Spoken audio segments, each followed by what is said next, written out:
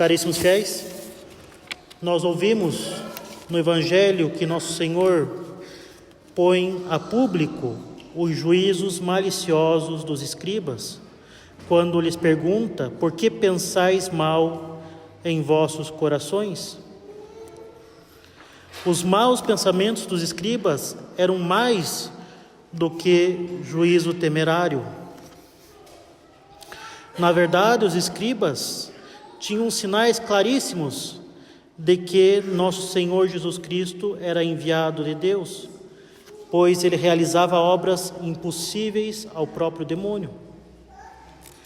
E apesar das maravilhas operadas por nosso Senhor, eles se obstinaram em juízos caluniosos, juízos que, para a surpresa deles, nosso Senhor põe a público. Por que pensais mal em vossos corações? A pergunta que encheu os escribas de confusão e de vergonha vale para nós também. Nós devemos ouvi-la como se fosse dirigida a cada um de nós, sem exceção. Porque cada um de nós, caríssimos, em maior ou menor grau, com maior ou menor frequência, também pensa mal do próximo por suspeitas ou juízos temerários.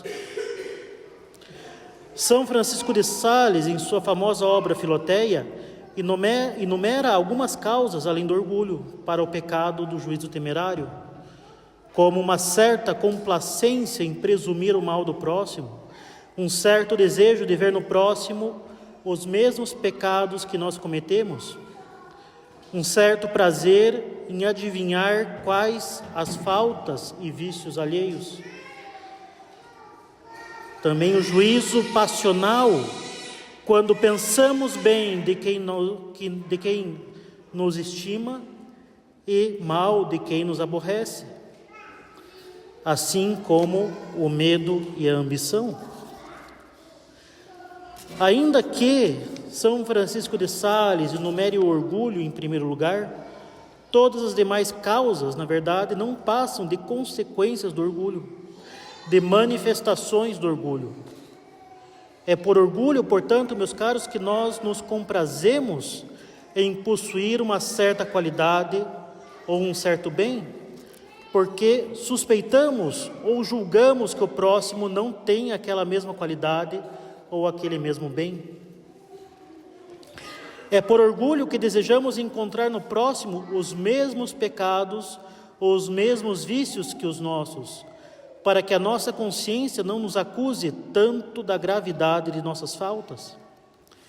É ainda por orgulho que nos metemos a analisar o comportamento alheio, na tentativa de descobrir faltas ou más inclinações ocultas. É por orgulho que justificamos algumas pessoas e suspeitamos o mal de outras por mero interesse pessoal.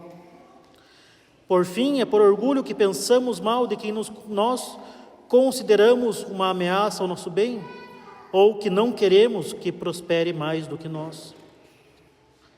Mas se o orgulho está presente de um modo ou de outro em todos os maus pensamentos sobre o próximo, isso quer dizer que o orgulho não é um pecado tão simples. Pelo contrário, o orgulho é um pecado multifacetado, um pecado que possui múltiplos aspectos. E a razão disso, caríssimos, nós encontramos em São Tomás, pois, como ele ensina, o orgulho é o apetite desordenado da própria excelência.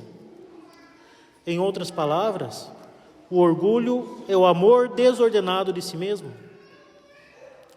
E assim o orgulho está na raiz de todos os pecados e não apenas dos maus pensamentos sobre o nosso próximo. Afinal, todo e qualquer pecado serve de alimento a essa sede desordenada do amor próprio. Todo pecado, em última instância, não passa de um meio para saciar essa sede desordenada e insaciável de si mesmo, que é o orgulho. A diferença, caríssimos, é que o orgulho assume algumas características muito particulares nos maus pensamentos sobre o próximo. Características que vêm de um sentimento de fragilidade e de insegurança pessoal. Para explicar a relação desses sentimentos com os maus pensamentos sobre o próximo, devemos partir de uma verdade de fé muito ignorada em nossa época, que é a verdade do pecado original, a queda de nossos primeiros pais no paraíso terrestre. Por causa do pecado original, nós herdamos de nossos primeiros pais uma natureza humana ferida pelo pecado e, portanto, inclinada ao orgulho. E o que a revelação nos ensina, meus caros, todos nós experimentamos na prática. Afinal, desde a nossa mais tenra infância, cada um de nós percebe na própria natureza um desejo desordenado de receber a aprovação, estima e amor dos outros. Um desejo desordenado de consolações sensíveis. Uma constante busca do prazer. Uma repugnância desordenada ao sofrimento, ao esforço físico e mental, assim como uma sensibilidade desordenada ao receber alguma crítica ou correção. Isso quer dizer que se uma criança cresce sem ser educada na vida de oração e na prática das virtudes, essa criança, que talvez nunca tenha sido freada em seus caprichos, será então na vida adulta alguém cheio de orgulho, ou seja, alguém que se julga excelente, porque a ausência de freios e de limites por parte dos pais criou nesse alguém, desde a sua infância, uma noção distorcida de si mesmo, noção sustentada em uma sensibilidade extremamente frágil e suscetível. Alguém que acha que possui direito a toda atenção, a todas as consolações, a todos os serviços, que vê no próximo alguém a seu serviço unicamente. Em outras palavras, a ausência de freios, de limites, deu margem a um conceito orgulhoso de si mesmo, porque a criança sempre pôde realizar os seus caprichos, ela sempre deu alimento a sua sede insaciável de amor próprio. Mas a desgraça do orgulho, meus caros, é que ele é frágil.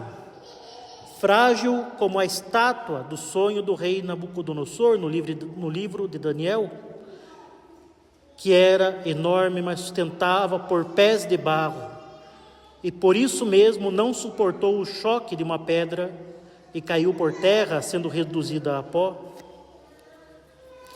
Assim, o orgulho, meus caros, é como essa estátua de Nabucodonosor, que aparenta ser um monumento de grande excelência, mas que pode ser reduzida a pó com pouco esforço, com uma pequena pedra.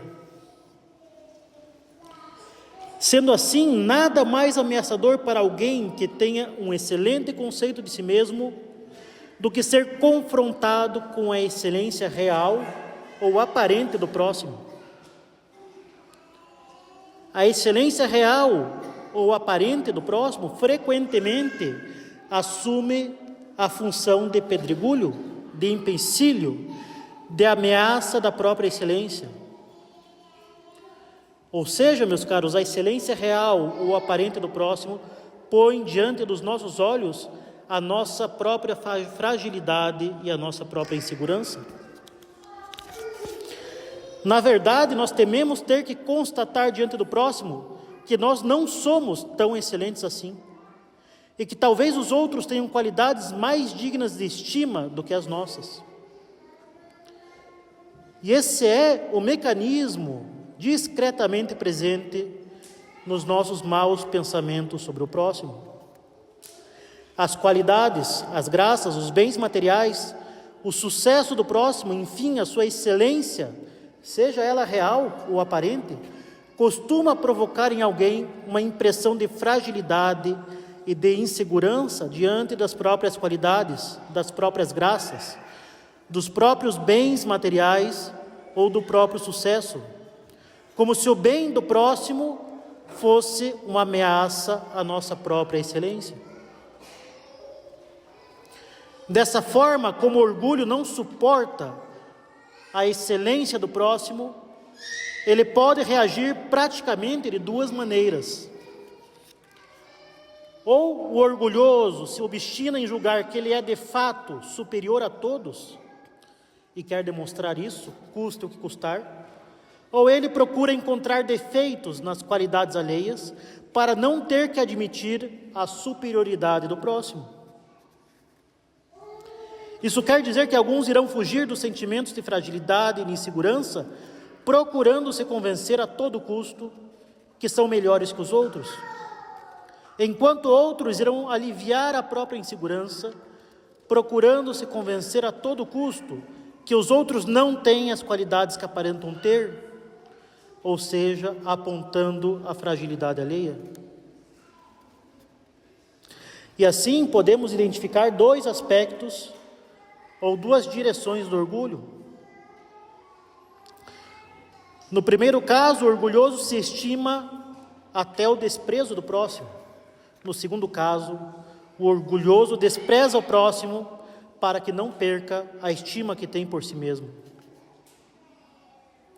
E esses dois aspectos são apresentados na obra de São Francisco de Sales, quando ele trata do orgulho como causa dos maus pensamentos sobre o próximo.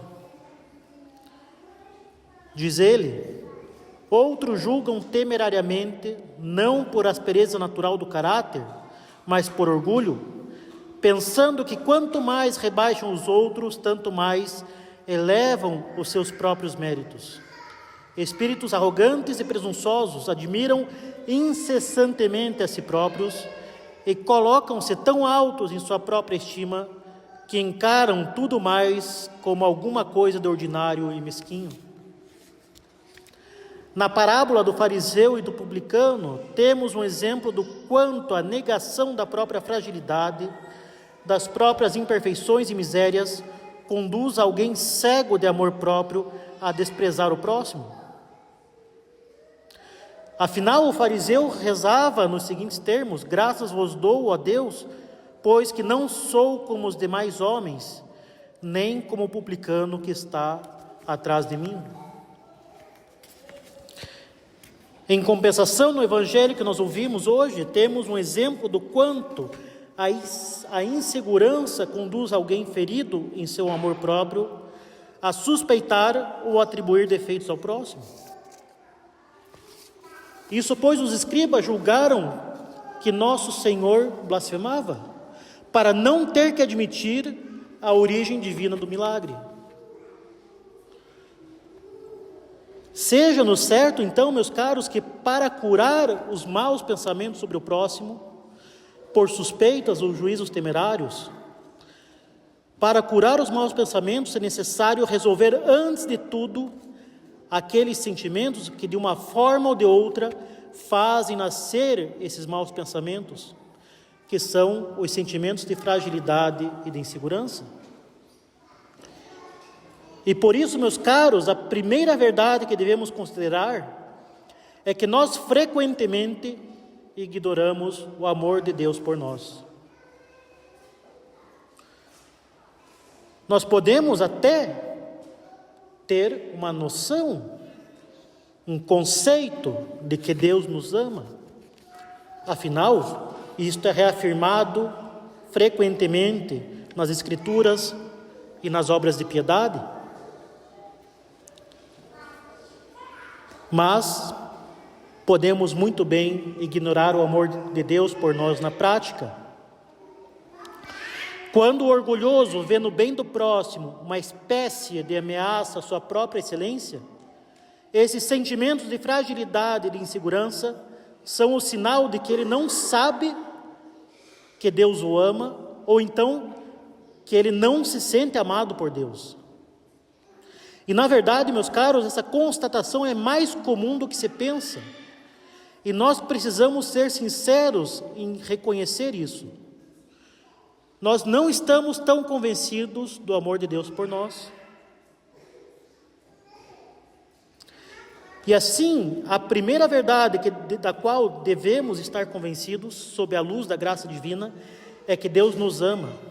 Ou melhor, que Ele nos amou primeiro, como diz São João em sua epístola. E nisto consiste o amor, não em termos nós amado a Deus, mas em ter Ele nos amado. Deus nos amou primeiro, caríssimos, porque o amor de Deus é absolutamente gratuito. Ou seja, Ele nos amou sem nenhum merecimento da nossa parte. E a gratuidade do amor de Deus por nós não diz respeito apenas à criação do mundo, vale também para a redenção. Pois, como nos ensina São Paulo na sua epístola aos Romanos, eis a grande prova do amor de Deus por nós. Quando éramos ainda pecadores, Cristo nosso Senhor morreu por nós. Isso quer dizer, meus caros, que o nosso valor já está dado pelo amor com que Deus nos criou e nos redimiu. O nosso valor, então, consiste na glória que Deus quer extrair da nossa vida.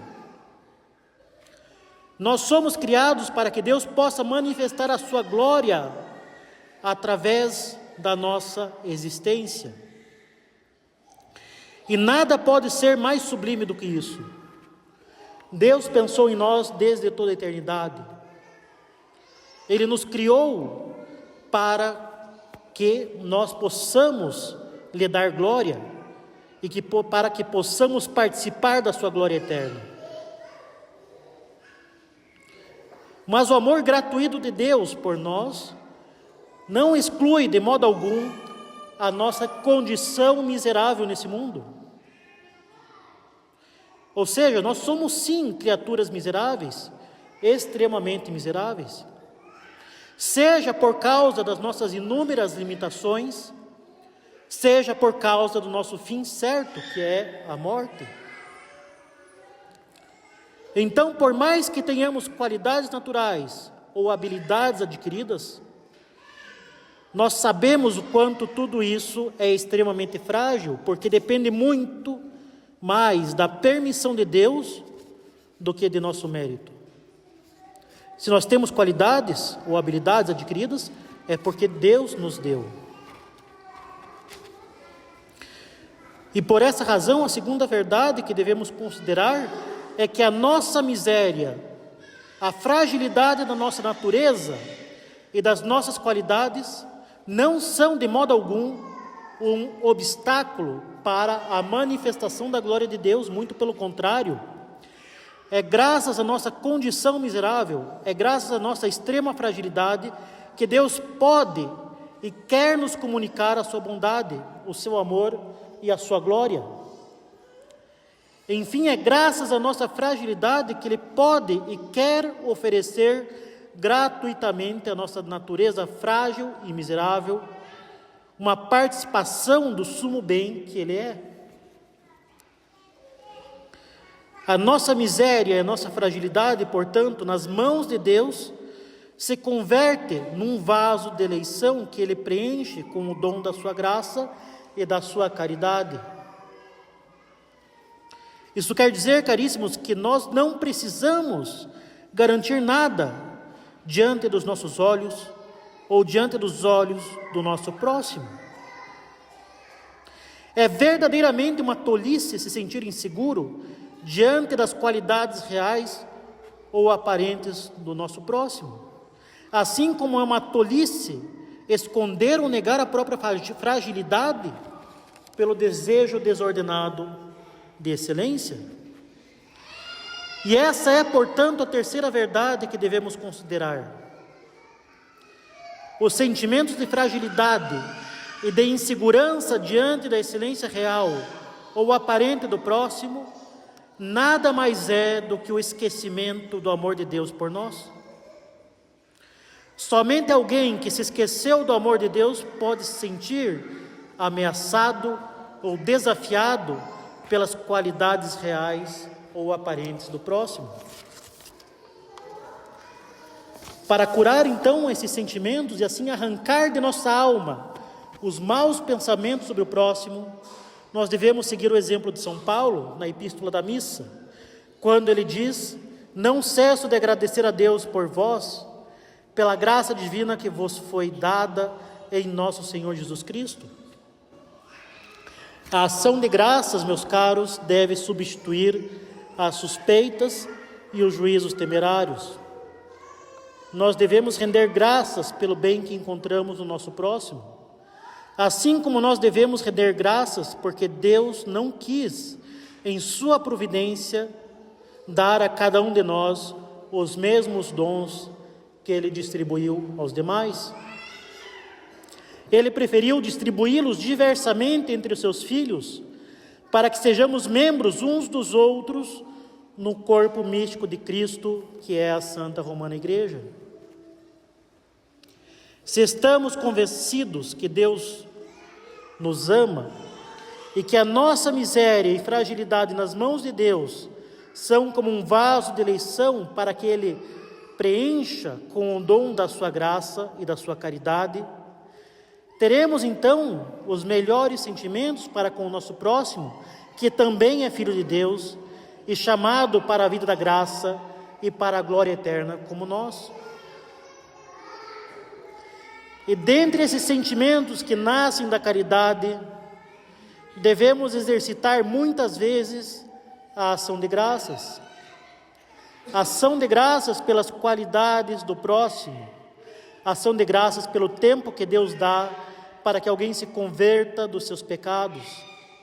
Ação de graças porque Deus não permitiu que nós continuássemos numa vida de pecado, como tantas pessoas ainda se encontram miseravelmente. Enfim, ação de graças sempre e em todas as coisas, porque a ação de graças é como uma respiração para a alma que está segura de que é amada por Deus. Louvado seja o nosso Senhor Jesus Cristo. Em nome do Pai, do Filho e do Espírito Santo. Amém.